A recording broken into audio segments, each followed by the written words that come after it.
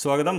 പ്രഭാത tarot card റീഡിലേക്ക് ഹാർദമായ സ്വാഗതം. ഇന്നത്തെ ദിവസം എന്താണ് യൂണിവേഴ്സ് താങ്കൾക്കായി കരുതി വെച്ചിരിക്കുന്നത് എന്നാണ് ഞാൻ ചോദിക്കുന്നത്. അപ്പോൾ ഇന്നും ഒരു ജമ്പർ കാർഡ് വന്നിട്ടുണ്ട്. എന്താണ് ജമ്പർ കാർഡുകൾ നമുക്ക് നോക്കാം.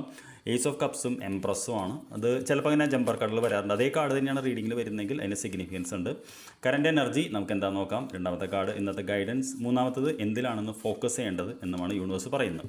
അപ്പോൾ ആദ്യത്തെ കാർഡ് എന്ന് പറയുന്ന കറൻറ്റ് എനർജി 8 ഓഫ് കപ്സ് എന്ന് പറയുന്ന കാർഡാണ്. 8 ഓഫ് കപ്സ് എന്ന് പറയുന്നത് ഒരു പ്രക്ഷുബ്ധമായിട്ടുള്ള വൈകാരിക ഇതിന് ശേഷം നാം ഒരു പുതിയ പോസിറ്റീവ് എനർജിയിലേക്ക് നടക്കുന്നൊരു കാർഡാണ്. വേദന ഇവിടെ ഉണ്ട്, നമുക്കറിയാം, ഒരു ഗ്യാപ്പുണ്ട്.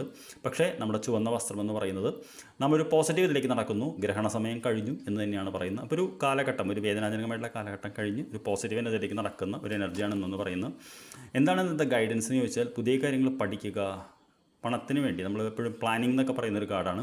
അതായത് പുതിയ കാര്യങ്ങൾ പഠിക്കുന്നൊരു വ്യക്തിനെയാണ് ഇത് കാണുന്നത്. അപ്പോൾ ഇന്നത്തെ ഗൈഡൻസ് എന്ന് പറയുന്നത് പഠനം എന്ന് പറയുന്ന കാര്യമാണ്. അപ്പോൾ ഇന്ന് എന്തെങ്കിലും കാര്യങ്ങളൊക്കെ നമ്മൾ ചെറുതായിട്ട് പഠിക്കാൻ സാധ്യതയുണ്ട്. തീർച്ചയായിട്ടും ഒരു സഹവർത്തിത്വത്തിൻ്റെ കാർഡ് കൂടിയാണ്. നിങ്ങൾക്ക് 3 പേരെ കാണാം.